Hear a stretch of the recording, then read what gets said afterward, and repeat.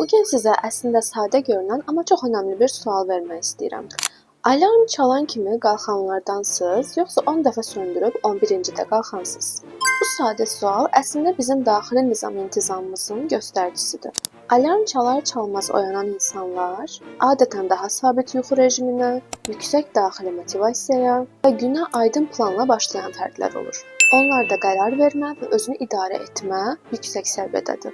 Digər tərəfdə isə ertələ düyməsinə basanlar çox vaxt yuxu keyfiyyətsizliyi, motivasiya əksikliyi və hətta bəzən tükənmişlik yaşaya bilirlər. Bu davranış bəzən sadəcə yorğunluqdan qaynaqlana bilər, bəzən isə həyat tempinin insanın psixoloji ritminə uyğun gəlməməsindən qaynaqlana bilər. Əsas məsələ hansının düzgün olması deyil.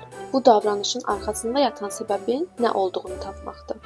Bəlkə də sadəcə bir neçə saat artıq yuxu, ya da səhərlər özünə ayıracağın 10 dəqiqə vaxt sənə lazım olan o fərqi yaradacaq.